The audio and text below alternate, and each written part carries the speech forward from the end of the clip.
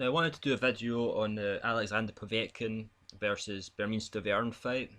Just a prediction video and my thoughts on the fight.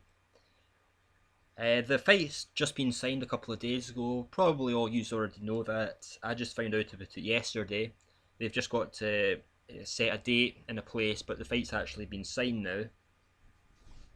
A lot of people think this is a fairly competitive fight between two people that are at a similar level.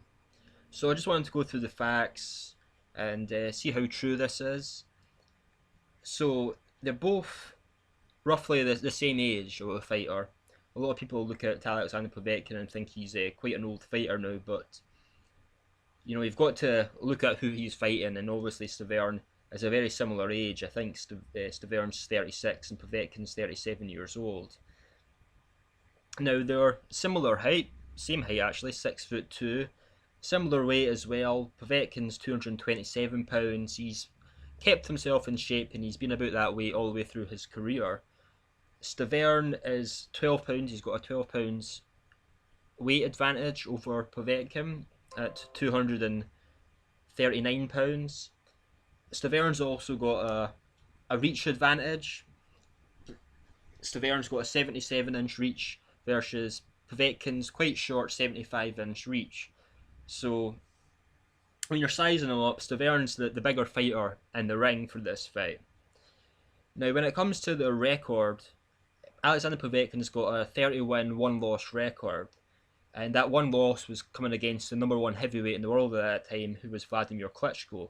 Povetkin has also got 22 knockouts. Stiverne, he's got 25 wins, 2 losses and a draw, with 21 knockouts. And as you probably already worked out, that's a 71% knockout rate for Alexander Povetkin and a 75% knockout rate for Stiverne.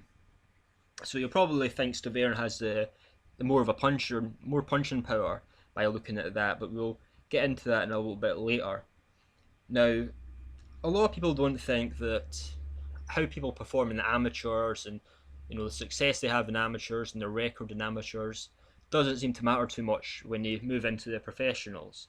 And sometimes that is true, but I always say you need to look at some of the most famous boxers in the world. I mean, Ali, Foreman, Frazier, Lennox Lewis, Wladimir Klitschko.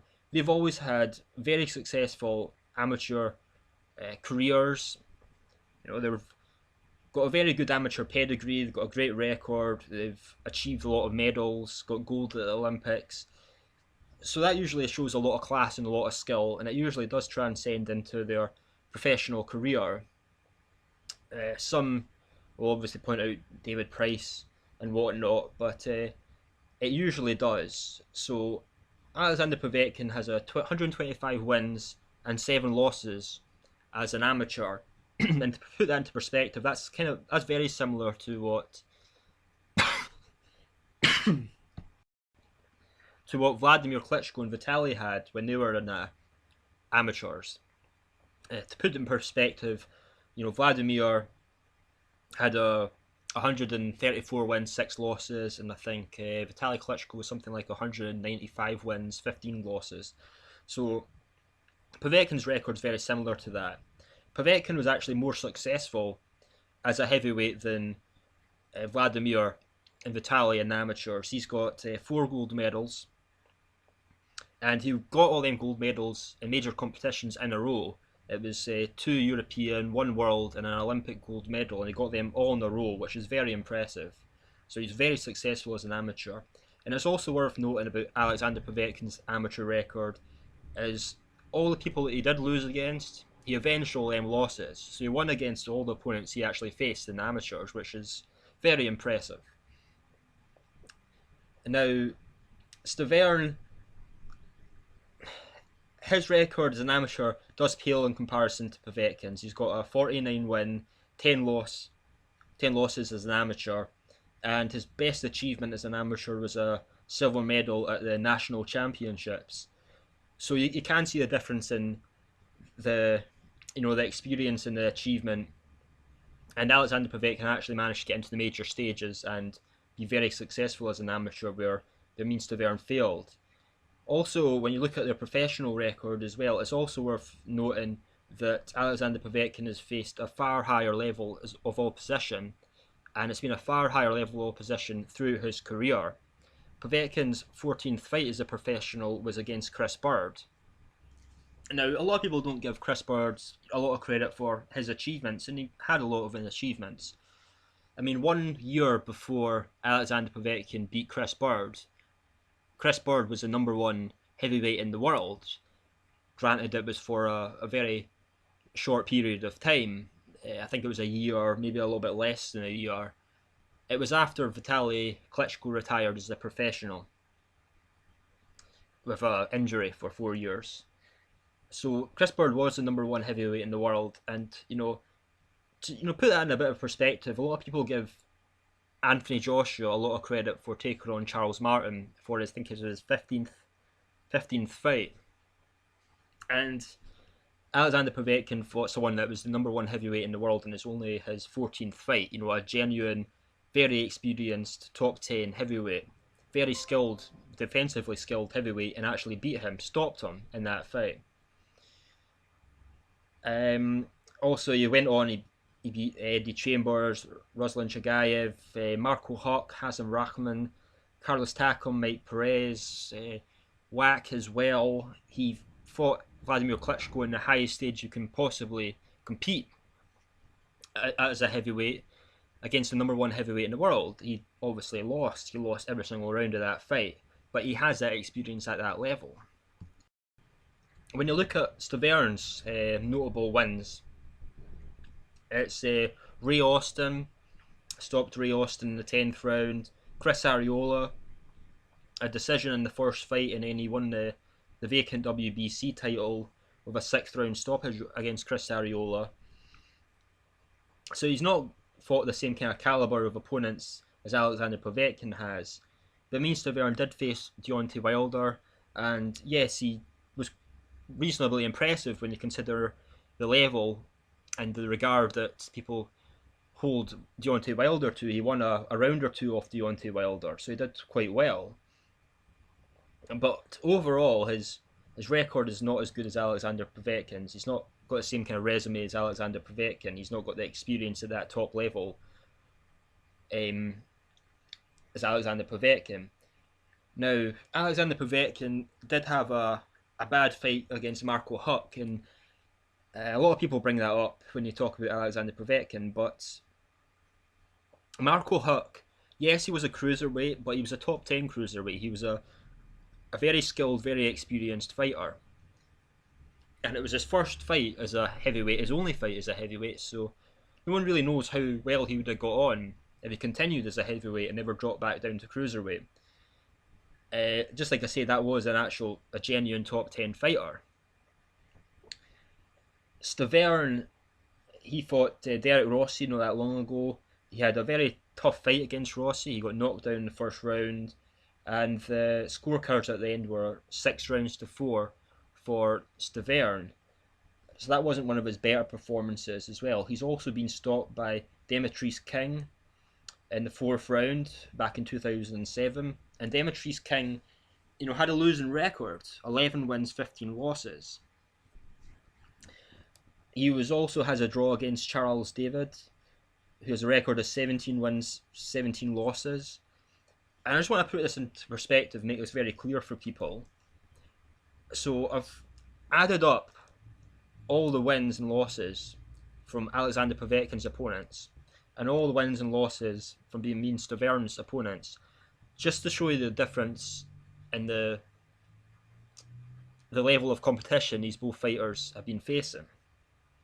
So when I've added it up for Alexander Povetkin, all the wins and losses against all the fighters he's faced as a professional, it comes out at 166 wins and 112 losses, which works out at 7 wins to 1 loss on average. Stiverne, he's got 199 wins when you add up all his opponents, which is almost half what Povetkin has, and 211 losses, which is almost double what Povetkin has. And that works out at 1.8 wins to 1 loss ratio. So you can see the big difference in the level of opposition these two guys have been facing. Povetkin has been fighting the better competition overall, and not just having the better resume against the more well-known, more experienced opponents. Now there's a big difference between how people perceive Alexander Povetkin as a boxer and his actual performance in the ring. And I thought the best example to give people of this is a lot of people, probably not most people, but a lot of people did think that Mike Perez was actually going to beat Alexander Povetkin. In fact, a lot of the channels I listen to these days predicted that, a lot of the channels on YouTube that I watch predicted that Mike Perez would beat Alexander Povetkin. And Alexander Povetkin didn't just beat Mike Perez. I mean, he knocked him down badly in the first round. And he beat him so decisively and knocked him out so badly in the first round that it ended Mike Perez's career. I mean, that fight was 18 months ago now, and Mike Perez has never had a fight since. He's effectively retired him. So that really does show the class and the skill of someone like Alexander Povetkin. Now, to get into how you visually watch them and their actual skill level in the ring, and how they both fight. I mean, they are different kind of fighters from one another. Povetkin's a far more aggressive fighter than Stiverne. He's always coming forward. He's also, all his punches have got a lot of power behind him. He wears his opponents down. He's highly skilled. I mean, that shows in his amateur record, and it shows actually when you're watching him as well. He breaks his opponents down. He's very skilled. He's very accurate with his punches. Stiverne's more of a tentative fighter. He's more of a thinker in the ring. He's quite happy to sit back and pick his punches more. Povetkin's also better with the combinations than Stiverne is as well. I'm not saying Stiverne's not a skilled fighter, and he's not like a top level fighter, but he's just not got the same kind of aggression and skill level and skill set as what Alexander Povetkin does have. And I think that's very clear when you watch both of them in the ring fighting their opponents. Now, some people will probably think that Stiverne having such a high knockout rate does have a puncher's chance in this fight. He can actually hurt Povetkin and knock Povetkin out. But I say, if you actually watch Povetkin, he doesn't mind taking punches to get in and throw his own back. He knows he can take punches. He's very confident he can take a punch. You've seen that when he's fighting Wladimir Klitschko. He got knocked down early in that fight against Wladimir Klitschko. A lot of the knockdowns were actually pushes. But you actually got to see how solid and how tough and how robust Alexander Povetkin is. He can take a punch very well. He's not a guy that's easy to knock down, let alone knock out. He's never been knocked out in his amateur or professional career before. Stiverne, on the other hand, you can't say that about. Demetrius King did stop Stiverne in the fourth round, and Demetrius King was not the best fighter in the world. He had a losing record. Now, this fight did happen in 2007, so this is quite a while ago. And you might say, well, Stiverne went against Deontay Wilder. And Deontay Wilder's one of the biggest punchers in the division right now, which is true. But something that's worth pointing out about that is Deontay Wilder did say he injured his hand during that fight. Now, it might not be true, it might be, but I think there's a good possibility that's true, and that could be the reason why he didn't stop Bermane Stiverne in that fight. When I look at these two fighters, I really find it hard to give Stiverne a really good chance against Povetkin. I think Povetkin has got far more class, he's a far more talented and far more experienced boxer than Stiverne. I think Povetkin displays and has proven again that he's the most skilled boxer than Stiverne. He's got more experience, obviously, than Stiverne. He punches harder than Stiverne. I'll get into that in a second. He's got a higher work rate and he's got better stamina than what Stiverne does have. Now, you might be saying that, well, that's not true. Stiverne's got a higher knockout rate. But just as I've pointed out before, Stiverne's opponents have not been at the same level as Alexander Povetkin's. I really believe if Stiverne fought the same caliber of opponent which Povetkin has been facing through his career, his KO rate would be far lower. Because when you're facing guys that have got better defensive skills, better stamina, more experience at that top level, it's harder to knock them out. It's harder to get into that punch to actually knock them out. It's harder to wear them down. So, yes, if Stiverne was fighting the same level of opposition, his KO rate would be lower. And I really do think Povetkin does have the heavier hands, the higher, the bigger punch out of the two of these fighters. I see this fight going. My prediction for this fight is I think it'll go the same way the Manuel Char fight actually went. Povetkin's going to be in Stiverne's face all the time. He might feel him out for the first round, but after that, when Povetkin actually gets his range, finds out what Stiverne's all about, he'll do what he always does. He'll be in his face, he'll be throwing combinations very accurately, and he'll just wear and break Stiverne down. And he's going to be forcing Stiverne to work at a very high work rate, probably a higher work than he's ever worked before. And Povetkin's just going to be wearing him down the whole time, hitting him with solid punches and solid combinations, knocking his head back. And I just see Povetkin stopping Stiverne in the mid to late rounds of this fight, just completely wearing him down and actually getting the knockout in this fight. And I think I've went through everything now, and that's pretty much what I've got to say about this fight.